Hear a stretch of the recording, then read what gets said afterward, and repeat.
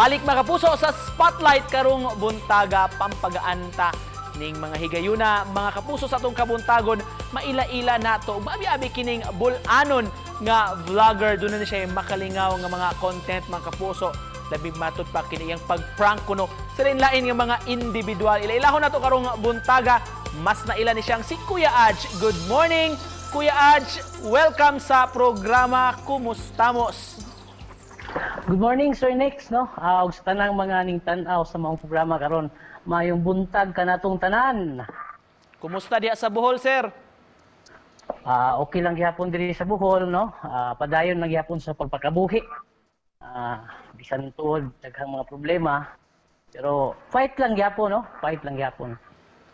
Sugda na to, Kuya Aj, daghan ang nakuryoso ini imong itsura, sir, ini imong bungot, sir, nga trademark na nimo.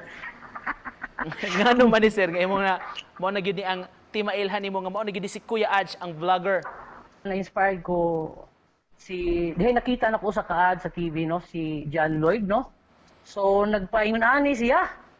Aniya kay feeling man kay kung mura si John Lloyd pod, so ako lang kung gisundog. Nga kadugayan nga natan-aw sa mga katawhan, lahi man ilang nakita, mura ko na kog si Charlie Chaplin. Pero luyo sa makalingaw nimo nga mga videos ug mga pasiaw kinsa man si Kuya Aj. Usa ka tawo nga ganahan lang mo share og pakatawa, pahimuot, mo inspire ang mga katawhan. Labi na timely lang no nga tungod nabot tay mga gisagubang sa kalibutan karon. So I'm so happy nga usa ko sa naghatag og lingaw sa mga katawhan. Sir, usasab sa kanimong makalingaw kanimong content karon kining naka-prank kuno ka, nakailad ka og lain-lain nga mga individual, sir. Ngano nahununaan man nimo Kuya Aj? Actually, nauso magud ang mga prank-prank god. And then there are nakita ko nga naibang mga video nga nag-prank which is diba, di magyud kay na mga prank na murag makapasakit og tao.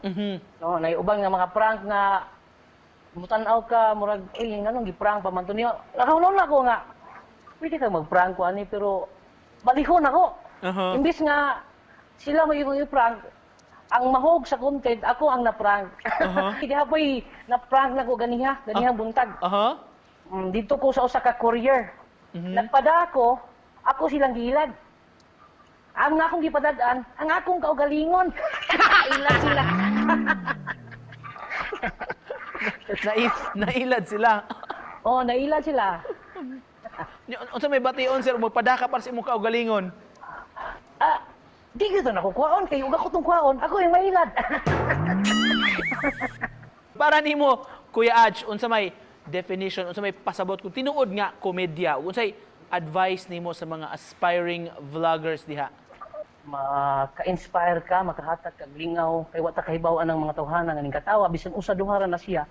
Nanay gisagubang nga problema sa kinabuhi niya after nakita nila ang imong video. Nahimuot sila, nakalimtan nila bisan sa hamubo lang nga oras ang ilang mga problema. Dapat before mo magama niya ng content, tanawa sa daan ang imong content before mo i-upload. Kung ikaw mismo sa imong kagalingon, nahimuot ba ka? Kay kung ikaw mismo nahimuot, labing sigurado na po yung ibang tao nga mahimuot niya na. Alright, finally, to cap this off, doon na kay mensahe sa atong mga viewers karong buntaga. Daghan kayong mga butang sa kalibutan nga pwede natong ma-enjoy, no? Ayaw una-una ang mga butang nga makapasakit nato. Okay? Daghang salamat, sir. Daghan sab kayong salamat sa pag-uban kanamo karong buntaga mga kapuso atong bidang vlogger gikan sa Carmen, Bohol, si Kuya Aj. Salamat Kuya Aj. Thank you. Salamat kayo. Thank you.